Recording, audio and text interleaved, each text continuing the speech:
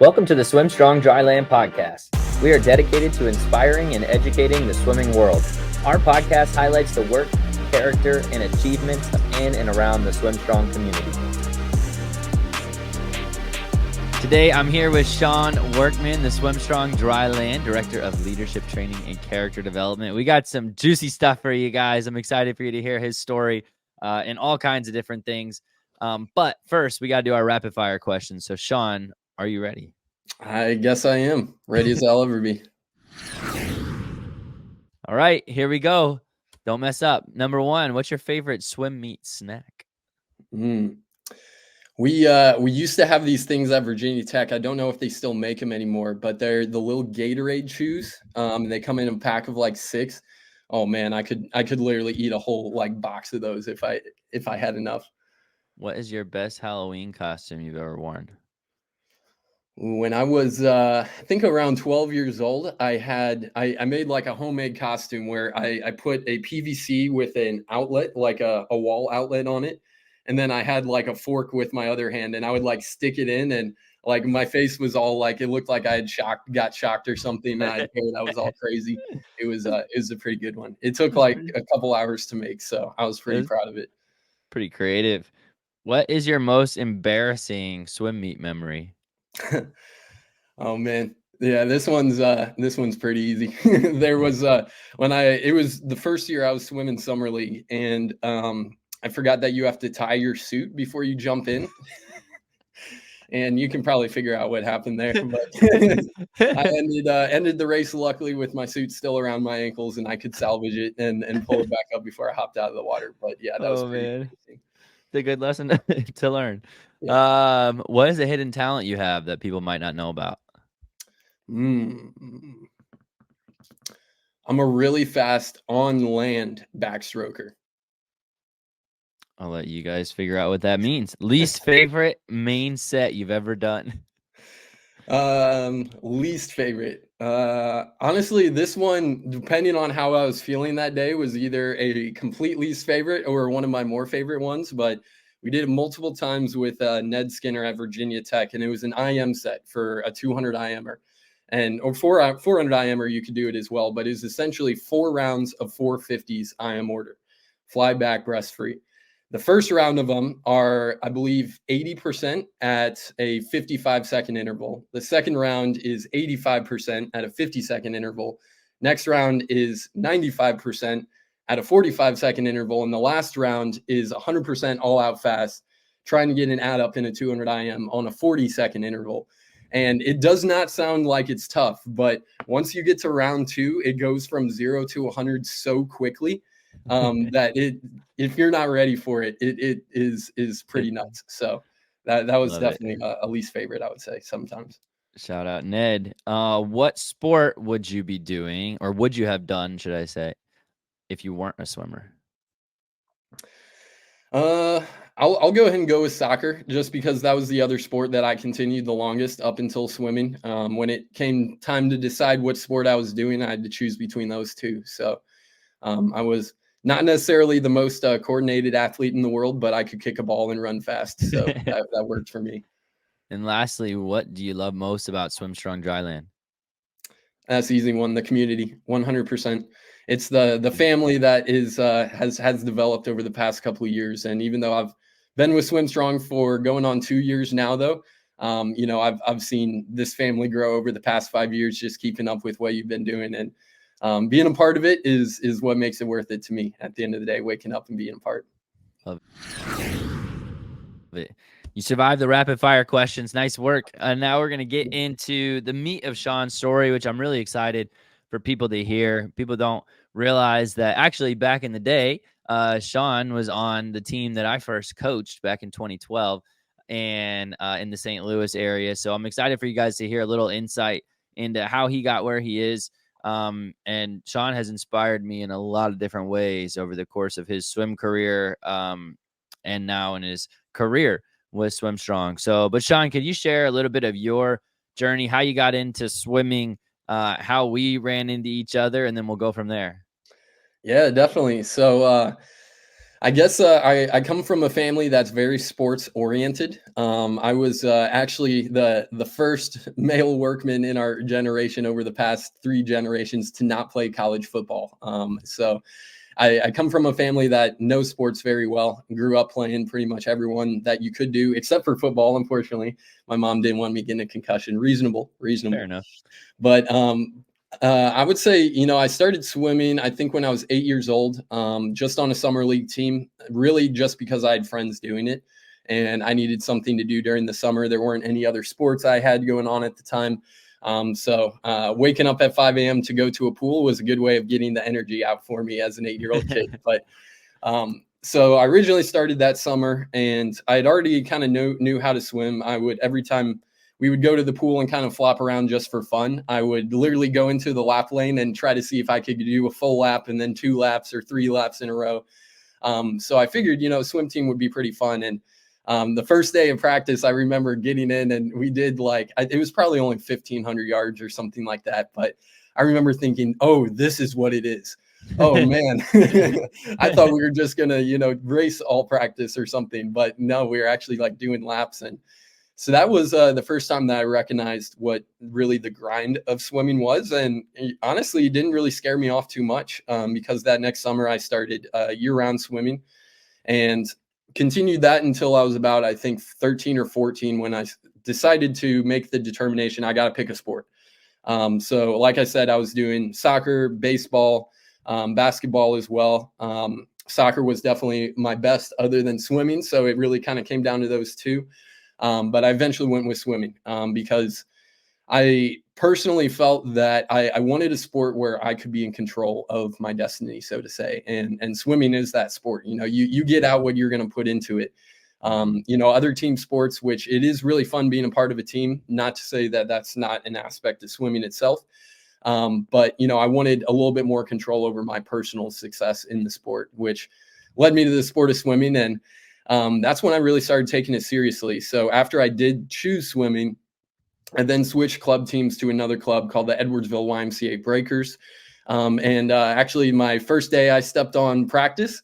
You stepped on practice, or there we go. You stepped on the pool deck as well for the first time. So me and Eric both came to that team. I think it was in 2012. You were the first strength and conditioning coach that team had ever had before, but for me, obviously, it was the first one too because I was brand new there. But I really that whole journey there together, starting a new team together was, I think, a really, really fun experience. From your end, kind of learning the sport, diving into things, and myself really getting to learn the sport as what it means to really be an athlete that's dedicated to it. Anyway, and then eventually ended up, should I go into the college stuff as well, or we'll save that?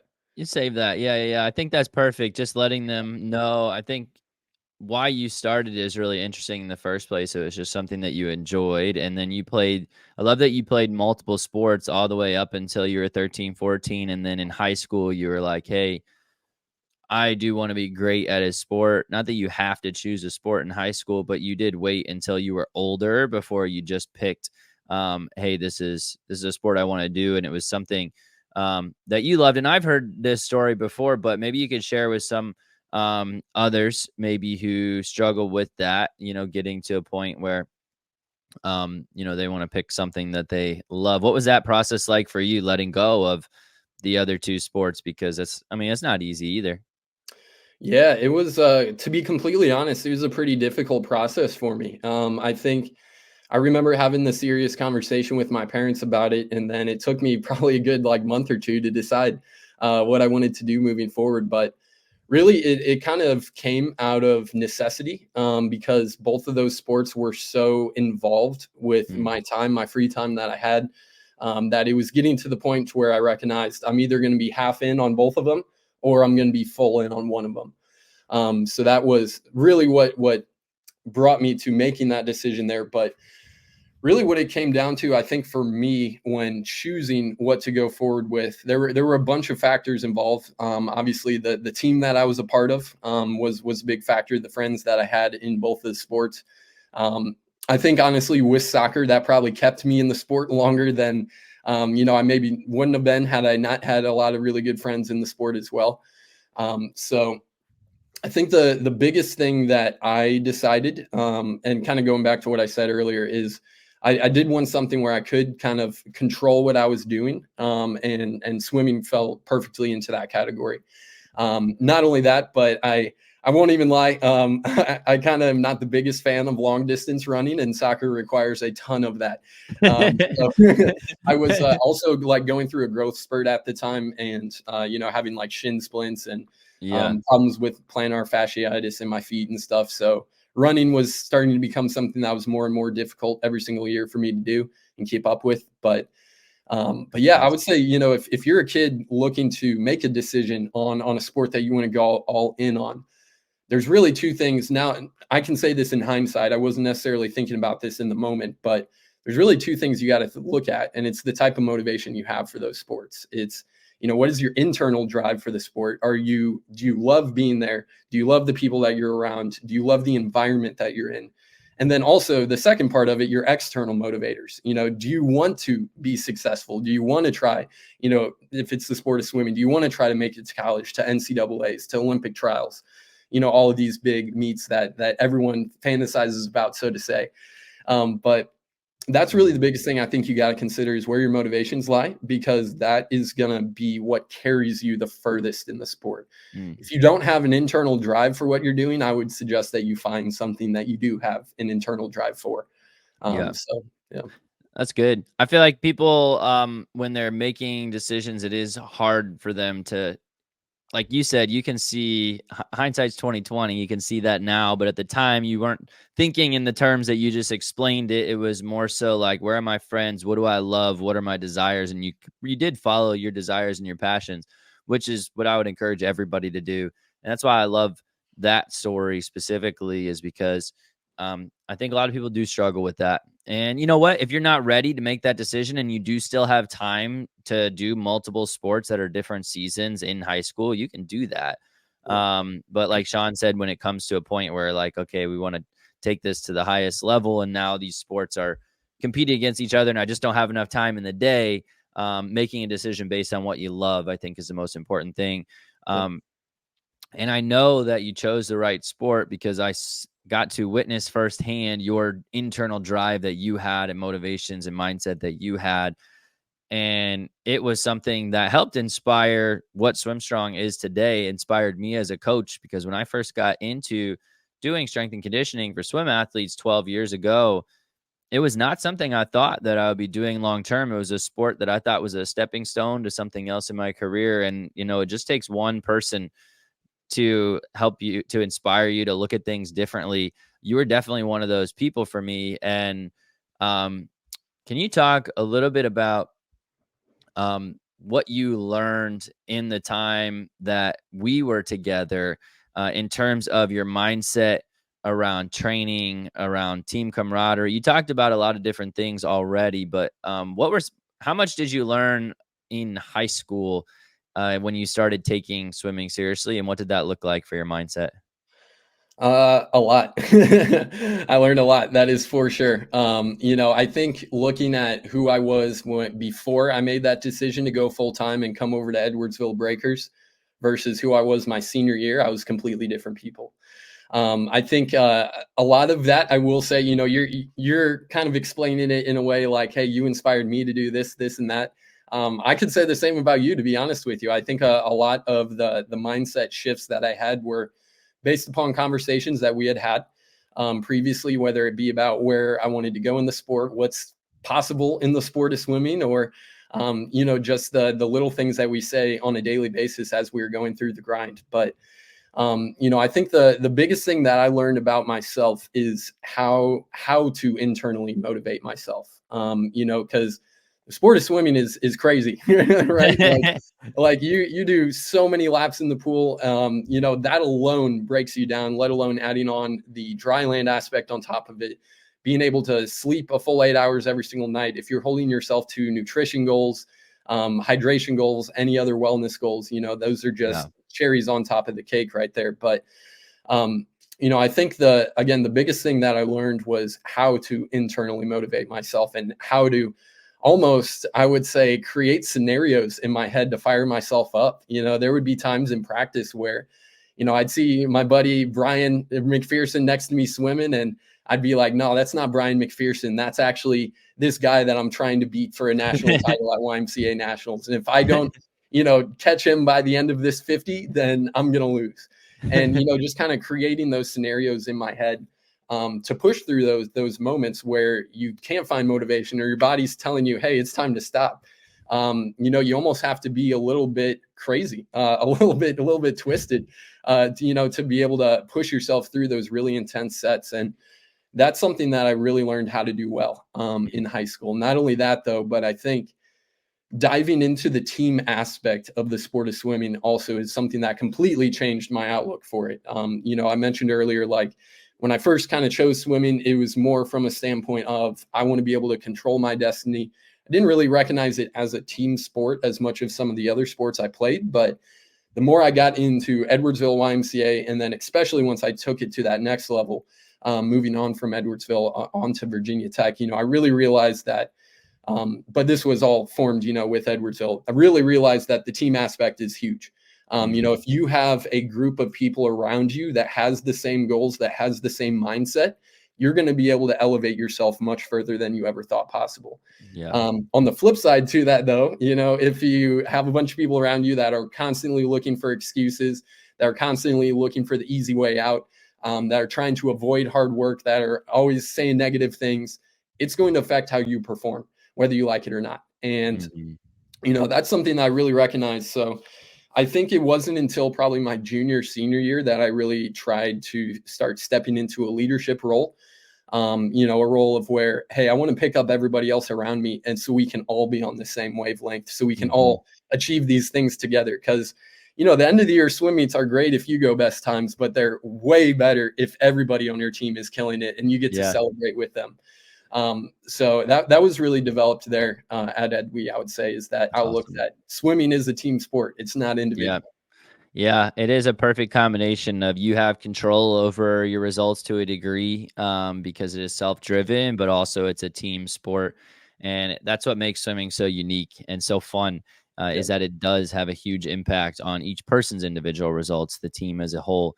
And I think that mindset that you talked about, I did get to witness that firsthand and be inspired by that on a daily basis on the pool deck with the way that you would push yourself because you loved it. You wanted something significant. You weren't just out there to be average.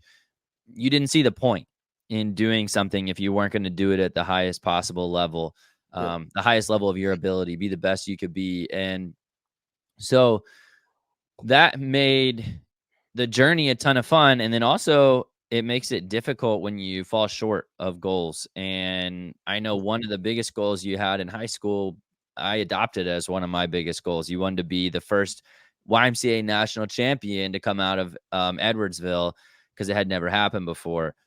And so I adopted that as my own. I felt like I wanted it for you just as much as you did. Actually, you always wanted a little bit more because it's your goal. But I was so in line with your mindset and care about all the athletes that I was working with, and still have this same mindset that if you want it, I want it for you just as bad, or as bad as I can, as close as I can come to how bad you want it. I want to help you get there.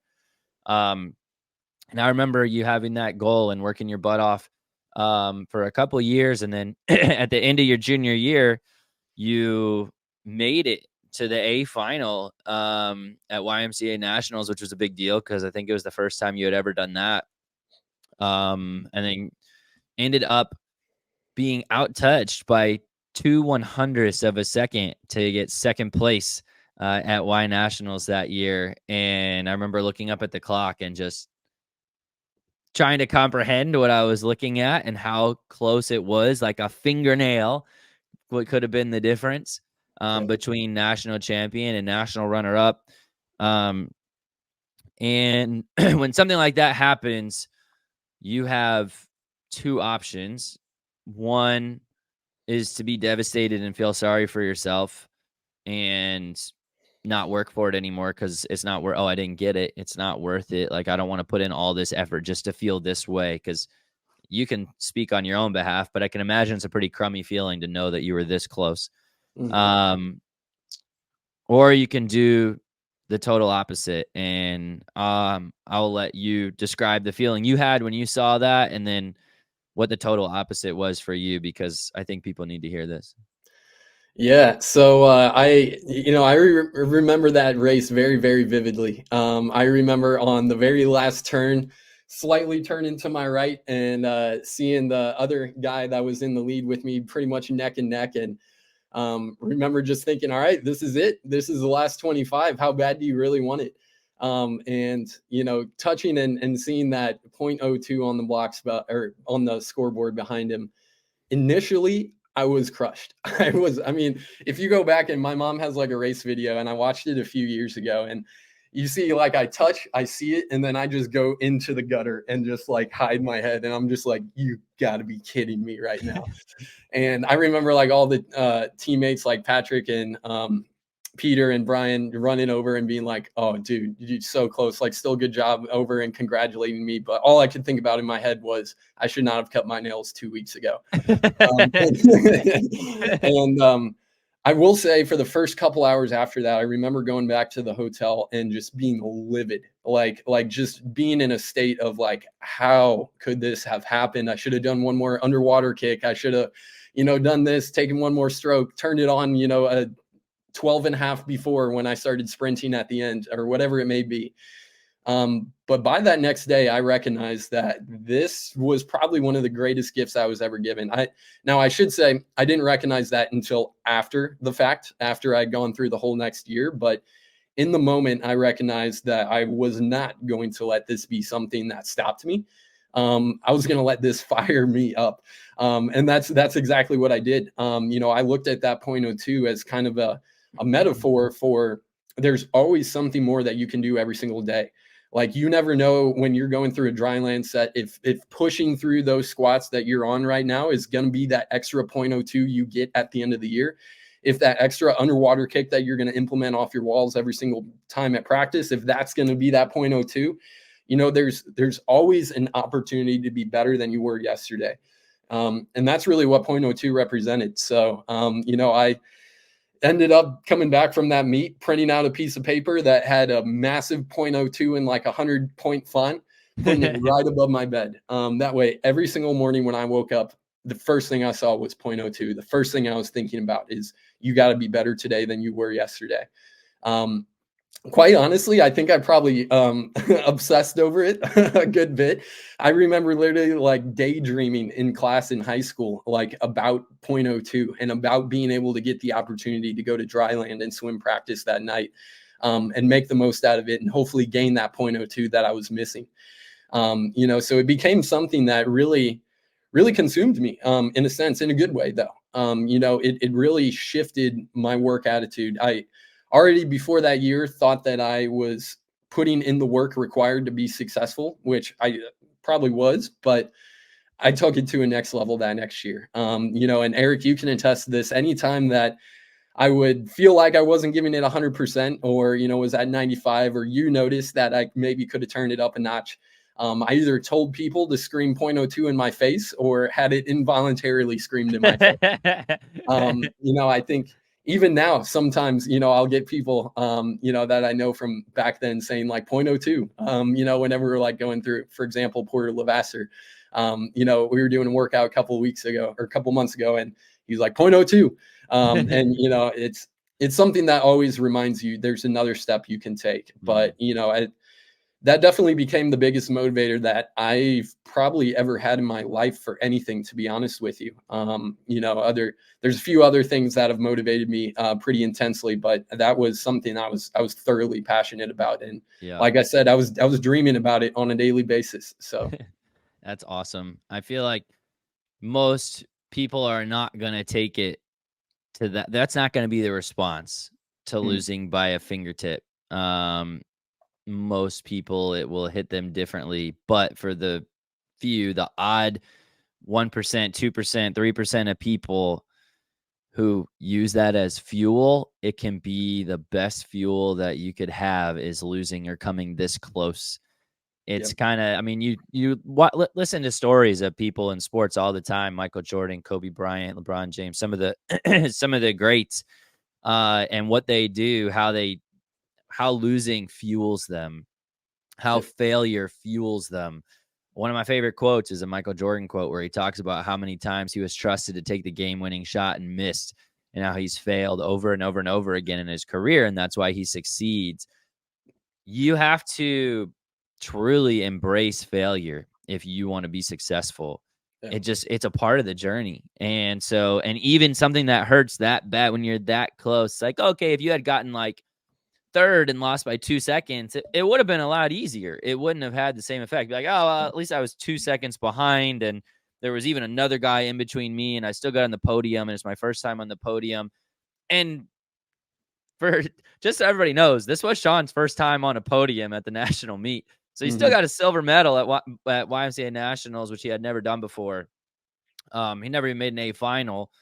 And his response was just, he was furious, because he wanted more. And I love that mindset, because you're dreaming big and you know that there's more in you and that you want to be the best that you can possibly be.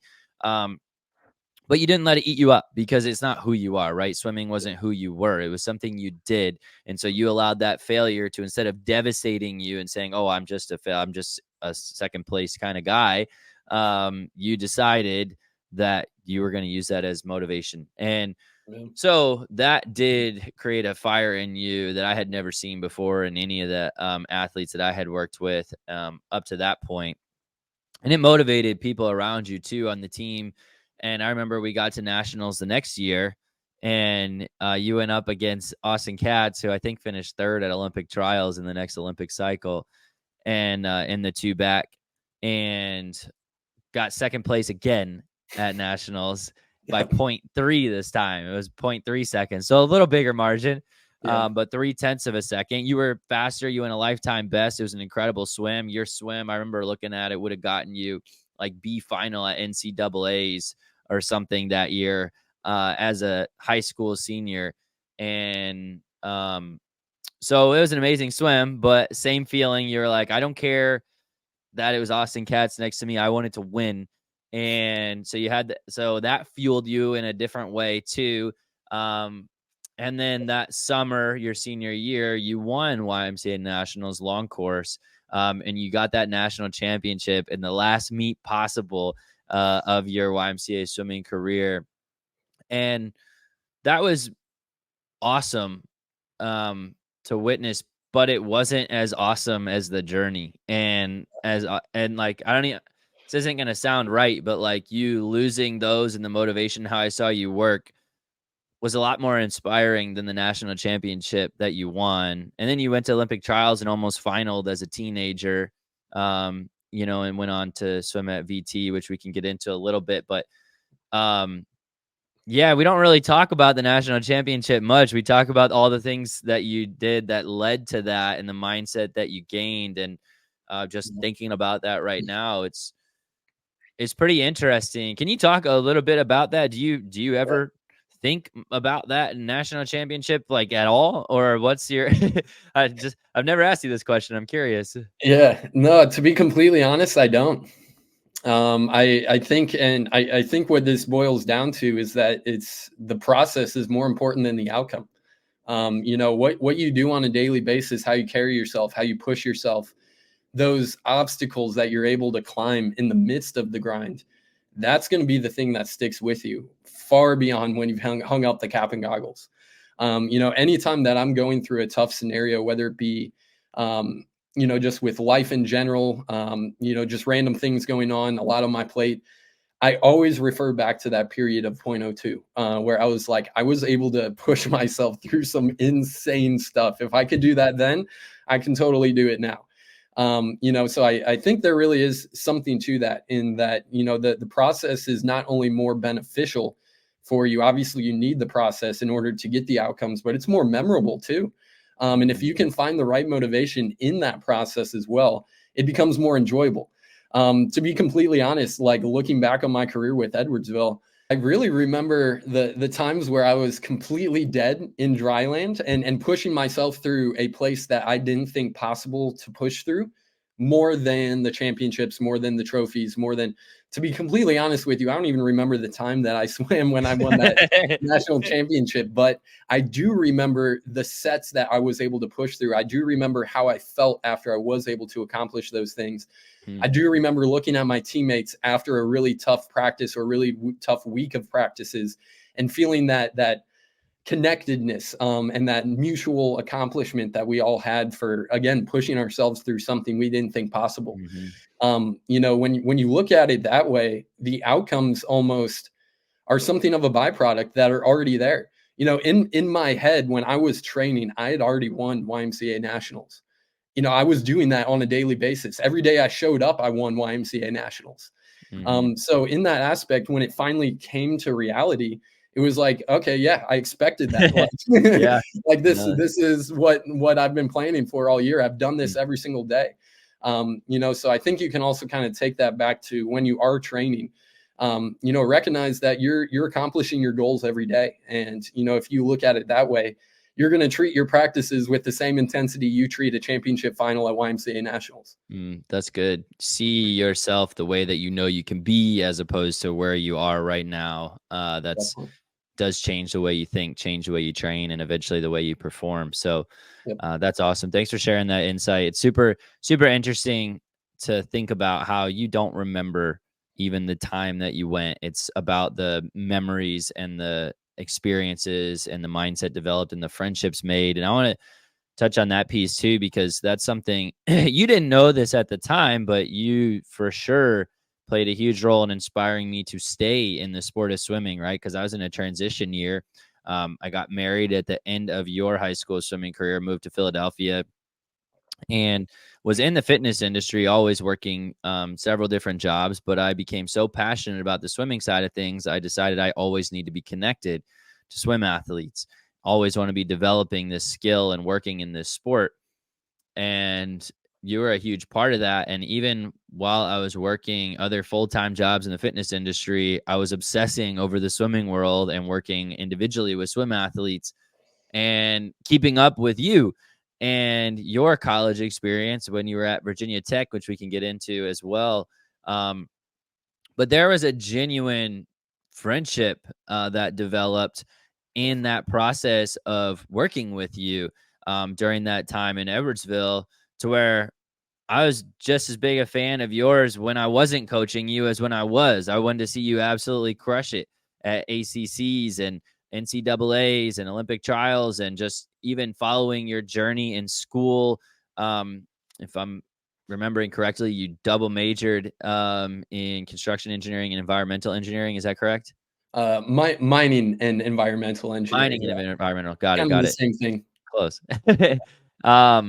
And so I wanted to see you be successful in that, in your career endeavors. And then you were a volunteer coach there at Virginia Tech, which I absolutely loved, your 5th year. And so just people don't realize that when you do one thing excellently, like swimming, you do everything excellently. And one thing that comes with that is you develop strong relationships with really good people who have a similar mindset. And so it's been a pretty cool journey to watch you go through and then had a full-time job in construction engineering. That's correct, right? You're Yeah. construction. Okay. Yeah. So you kind of had your foot in all these different engineering pools. And I was so dang proud of you with every single thing that you did every step of the way. And then we started talking about SwimStrong because I had started SwimStrong, I think a few years before you had graduated college.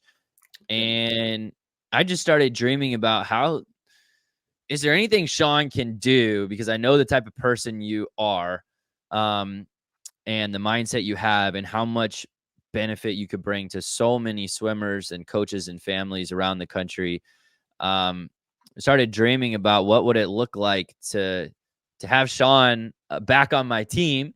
But I had no idea if that was even possible when you were working full time as a construction engineer. And so just talk a little bit about how that started, the vision, the things we started talking about that eventually led to a little bit of part-time work. Yeah. So after graduating college, I got a job with a company called Kiewit, and was a construction engineer for them, kind of bouncing all up and down the West Coast. I was in Portland, Seattle, San Diego. But, one thing that I recognized on that job after about a year and a half into it was, engineering's cool. It's interesting, like getting to, use all this big equipment, push some big stuff around, build some cool things. I was in heavy civil construction, so a lot of the jobs that we were on were massive. It had a lot of working parts, and it was really interesting, but it wasn't necessarily something that I had a true passion in. Looking back at, and, I think you mentioned a little bit of this earlier, once you do something one way, it really kind of sets you up for your life. Once you do something successful in the sport of swimming and you see what it looks like to actually push yourself and grind towards a goal, it kind of sets a standard for yourself moving forward. And what I recognized on my engineering job was I didn't have the internal nor external motivation to truly chase after success in that field.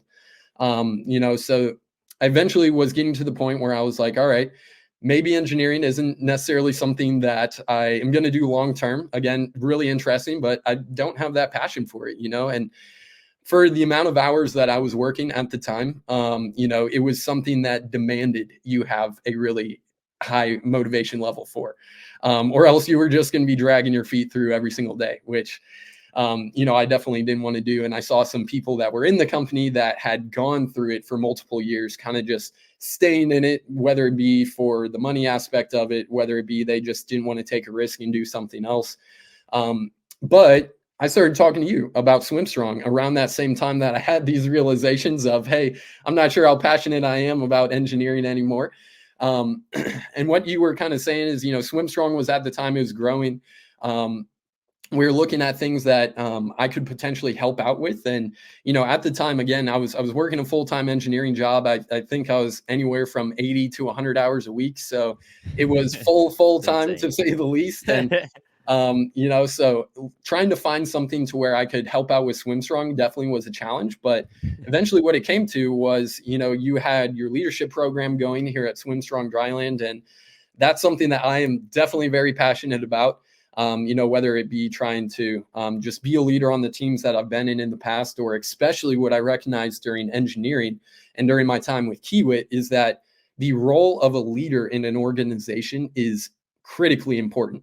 So that's something that I, at the time, had a really, really big passion for, really still do as well today.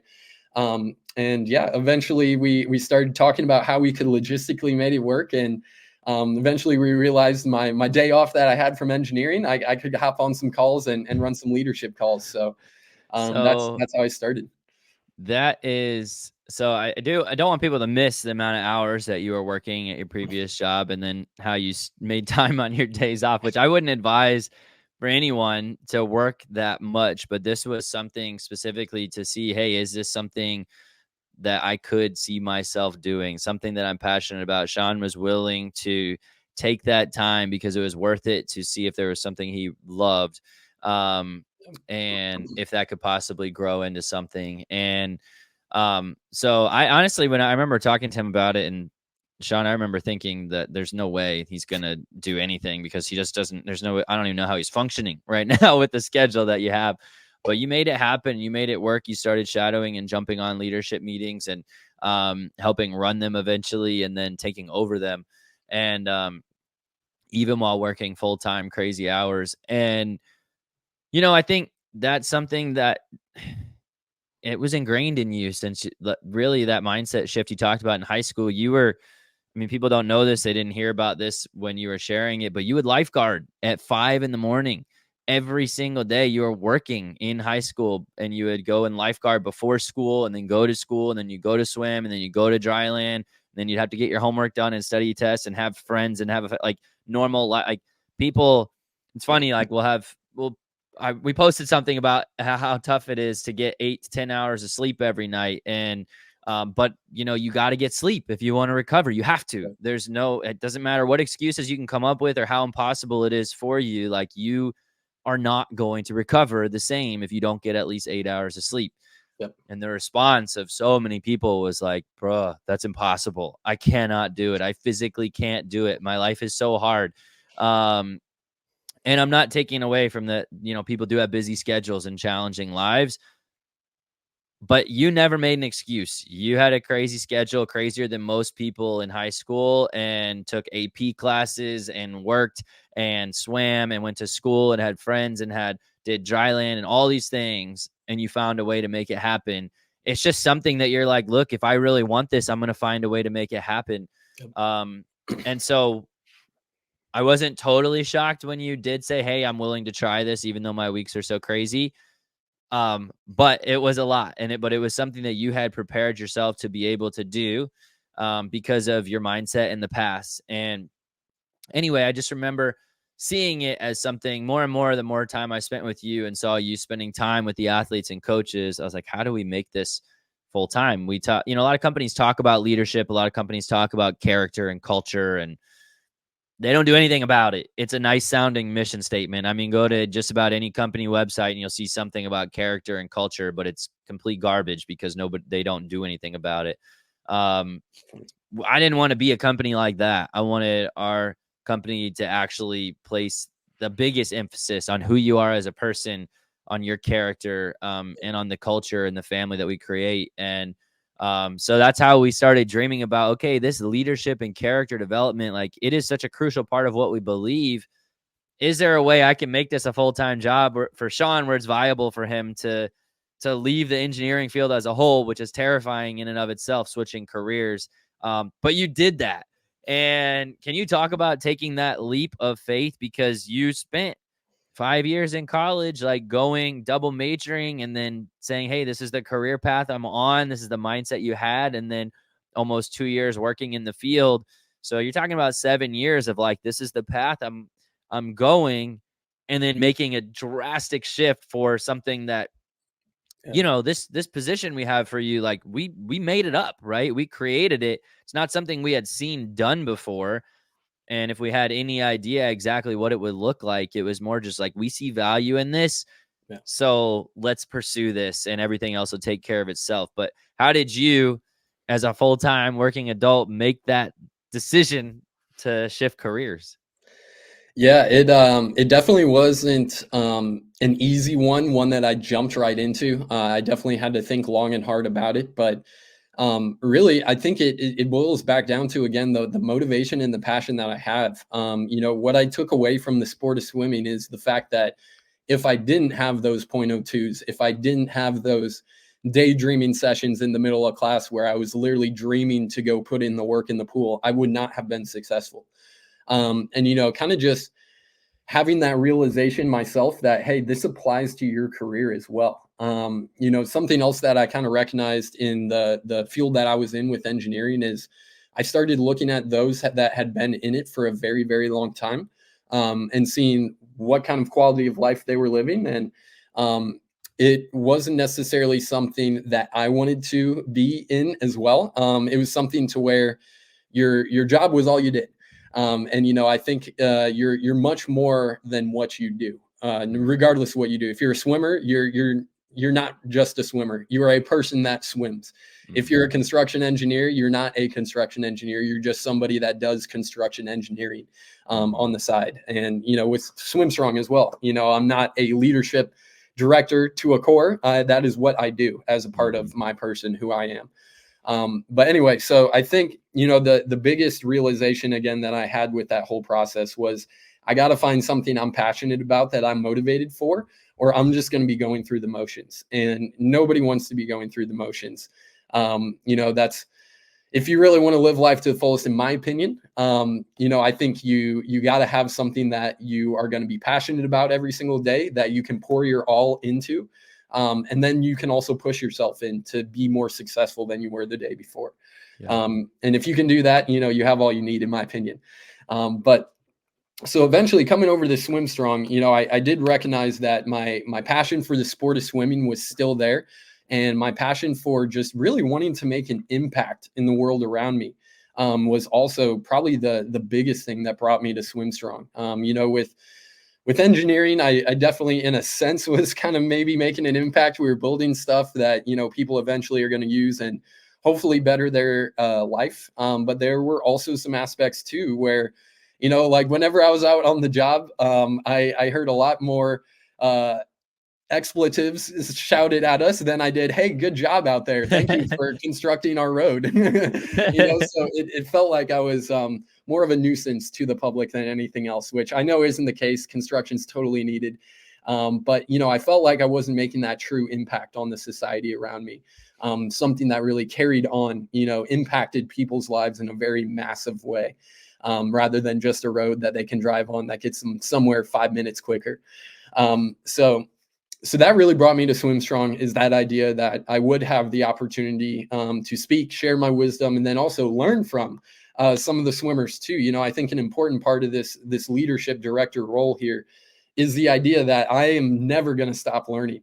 And that's something too that really enticed me about it as well, is that, hey, I do kind of know what's going on with leadership, but there's still so much more to learn. And, I think that's also something that drew me to SwimStrong Dryland, is the mindset that not only you, but Brittany and Brian, who were also on the staff at the time, had, which was, we're always going to be learning. We're always going to be researching. We're always going to be finding what the latest and greatest is out there. Yeah. And to me, that excited me a ton, rather than just going to a blueprint and copy pasting it over and making sure all the numbers check out, kind of being able to be creative in this process of, finding what the best out there for our athletes, our parents, and our coaches is, was really exciting to me. I love the way you said that you are like, Sean is not like the shining beacon of what a leader is. Like, that's not it at all. He's just someone who's constantly learning and wants to be a leader, right? So to be a leader, you have to have that desire to be a leader, but anybody can be a leader. And a leader is always learning. So if you're around someone who calls themselves a leader, but they stop learning, that's not a leader. So red flag for sure. And also, yeah, like even you mentioned how, like, for you, the internal and external motivation you had for swimming and for SwimStrong was different than for engineering. But for someone else, it may be the opposite, right? Someone may have an absolute love and desire for that. And that's amazing. And what we're talking about here is make sure that you go in the direction that where your desires line up, because to be truly great at something, you do have to love it. You don't have to love every aspect of it. There's parts of every job, every sport, every whatever you do in life that you don't want to do. But when you really love it, you see those things as necessary and as just a way to get to the goals that you're dreaming about on the other side. But if you don't have that motivation in the first place, do something else. Like, do something else. The amount of people that just get caught in their comfort zone because they're making money, and they end up, 20 years down the road wondering what happened. It's because it's easy to be comfortable, guys. It just is. And so I have so much respect for you taking that leap of faith and doing that. So that's actually one thing I do want to add to that as well. I will say is something that made that leap of faith a little bit easier was the fact that I knew who you were, was the fact that I knew the mindset that you bring to literally anything that you do. It gave me confidence that as long as we're willing to dedicate ourselves to the task at hand, we are going to accomplish anything we put our minds to. Because I've seen it happen before. We've already done that, in the past. And, so that made that leap of faith a little bit easier, knowing that the team that I was coming to was a team that all had the same goals. We all had the same mindset. It's the same thing as what I was saying with, if you want to be successful in swimming, you got to have a team that is all on the same wavelength. And I saw that with SwimStrong. So I knew even if it was going to be maybe some rough goings trying to figure out what I was going to do when we first started out, we were going to figure it out and we were going to be successful with it. So that definitely made that leap a little easier. I appreciate that for sure. And that is something that's really important for people to know too, about whatever you do. Make sure you have a good team around you, because even if it's something you love, if you don't have a great environment, people will eventually pull you down or lift you up and make you better than you could have ever realized. And I do want to note too that Sean, being someone that I used to coach way back in the day, I would not have even considered creating this spot for him or hiring him at all if it wasn't for his work ethic and mindset in high school, right? Like, there are I want all the high school, college, and younger swim athletes to realize this. What you do matters, right? You never know who is watching your character, your work ethic, the things that you're doing. The little things are not just the little things. They become a part of who you are, right? What you do repeatedly tends to define you more than anything else. And Definitely. there are people on the team that I coached way back in the day that I would never hire to be a part of SwimStrong, not because I don't like them, but because I saw their work ethic. I saw what they were like in a team environment. I saw what their character was like when things got tough. The reason that I went out of my way to try and find a way to get Sean on the team, and Brian for that matter, because I had the privilege of coaching him too, was who they were. I was like, I don't know exactly what we're going to do, but I know who you are. And I know how much value you can bring to everybody's life that you're in because I've witnessed it firsthand.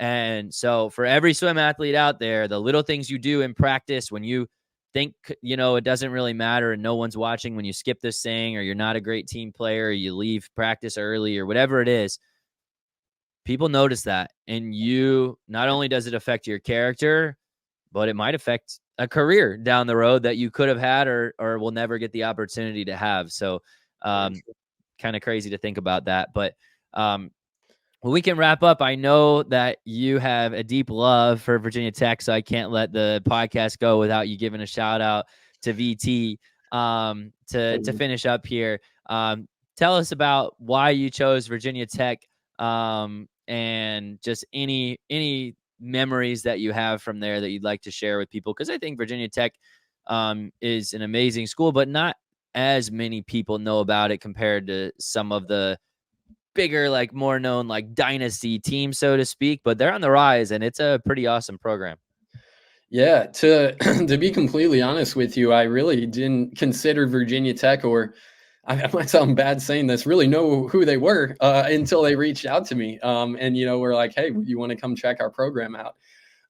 But the minute I stepped on foot out there, I knew I was home because I love the outdoors. I love hiking. I love being in the mountains, and Virginia Tech is pretty much nestled right in the middle of the Appalachian Mountains. So immediately as I was flying in, seeing all the Blue Ridge Mountains surrounding the area, I was like, yeah, this is pretty sweet.